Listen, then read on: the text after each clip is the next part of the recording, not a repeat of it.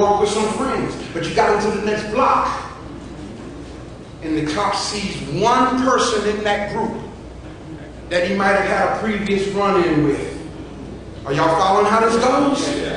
And guess what? The whole group becomes suspect.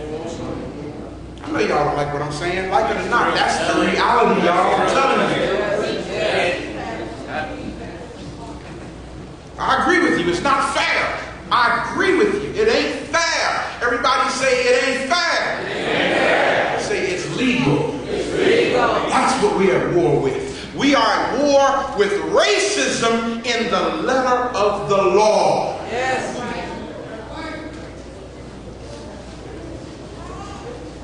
Look at the next one. Anti-gang bill. House of Representatives Bill 1279 passed on May 11th. What year? 2005. Now this bill expands the range of gang crimes punishable by death. It establishes minimum mandatory sentences. And of course this is just what we call a synopsis of the bill because it's only a brochure. Go pull this up and read the entire thing. Notice this, y'all, and highlight this if you don't have it highlighted. It authorizes the prosecution of what? 16 and 17-year-old gang members in federal court as who? Adults. Now, let me reference the most recent situation that we all know about right quick and apply the ruling of the anti-gang bill passed in May of 2005. Follow this well. You have a black man, black male, and 3 or 4 of his buddies walk up to a white guy and hit him in the back of his head from behind, knocking him unconscious. You with me? Yes. And then they commence to stomping him while he is unconscious, which according to the letter of the law, that is attempted murder. Are y'all hearing me? Okay? But they're minors. Okay? And it's very possible that the white boy might have died if another black male had not intervened and stopped it.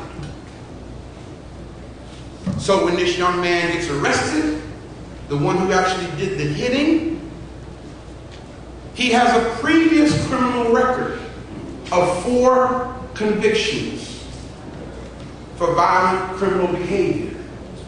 Are y'all with me? Yes, sir. So they put him in jail and charge him as an adult. Why? Because this law says so. Y'all got me? Okay. They didn't arrest the others and put them in jail because they're minors and they don't have any previous criminal record. But this one particular guy got 4 previous convictions for violent crimes.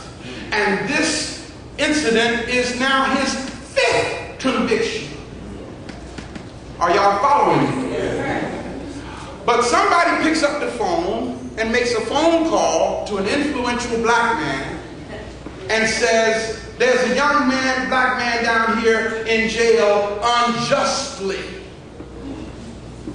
So what happens is this influential black person puts out a call that injustice is going on in Gina, Louisiana. Yeah. And that's all we hear. That's all we heard. We ain't taking this no more. Because they were told that they put nooses over a tree branch. Yeah. You see how it attached to our emotions? Yeah. Come on, talk to me. Yes. Look at the person next to you and say, we must stop allowing other people's idiosyncrasies to control our emotions. As long as they can control your emotions, they've already won. Like it or not, they've already won. I said it, I'll say it again for this taping. Every white person in St. Louis, Missouri can hang a noose over a tree branch.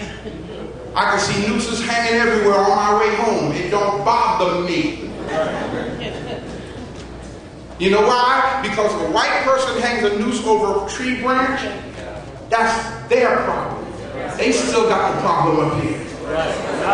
Are you following what I'm saying? But now, if they go beyond that and try to put that noose around my neck, somebody got behind with me.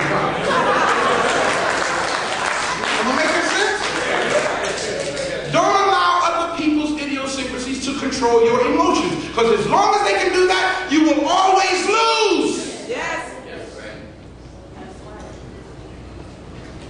This anti-gang bill, and it goes on to say, in federal court as an adult, which he was, and guess what?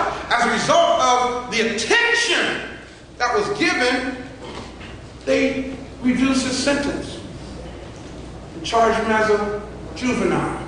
To change it from attempted murder to aggravated assault. Why did they do that? Why did they do it? Think, black people, why did they do it? Because if they had not done it, and this matter had gone to trial with all this attention to it, this law would have had to have been revealed. In other words, the court would have had to explain. See, judges can't just hand out sentences. The judge didn't just say, well, you're the laborer.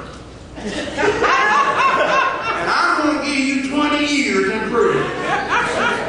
That day is gone, y'all. That day don't exist no more. Today, when a judge issues a sentence, it's a law in place that says he can do that. Are y'all following me? Yes. But the thing is, they don't want us to know about all these laws. So, to keep from exposing the power of these laws, it's easier to just reduce his sentence, let him out on bail, so he can go home, so these folk can quiet down. Notice it goes on to say over the page, this bill authorized, how much, y'all?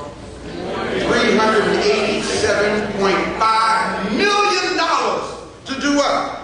Fight street crime. Look at the person next to you, sir. Ain't no street crimes happening in Ladue.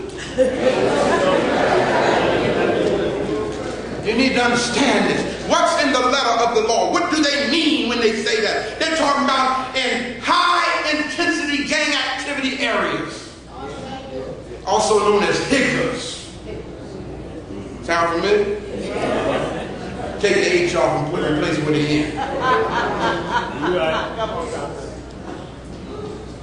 Who gets this money? Cops, prosecutors, judges, correction officers. Of course, the new one they just came out with. And I'm going to be honest with y'all. When I got the bulletin on this new law, I got so angry. Because several people sitting here, several members of the congregation, they'll tell you, I told them, before it even happened, I said, this whole thing agenda is a distraction. See, I know how this government works, y'all. I'm part of it. Yeah. This whole thing was a distraction.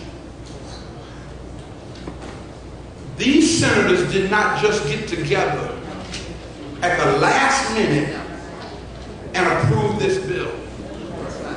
It was the very next day after. See,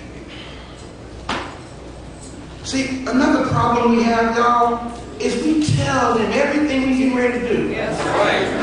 We broadcast nationwide our entire strategy. So they said, we'll just wait till they leave. We'll just wait till they leave and do what we're going to do. The trial was supposed to be, the hearing was supposed to be on September 20th. We told them we were coming to jail on September 20th. We told them. So you know what they said? Not a problem. Let them come on in here. A lot of folk don't even know the Louisiana State Police were issued standing orders, don't even issue a speeding ticket unless it's excessive speeding. I looked at pictures that our people were taking with the state troopers of Louisiana standing there smiling with black folk. And their covers on, you know what I'm saying?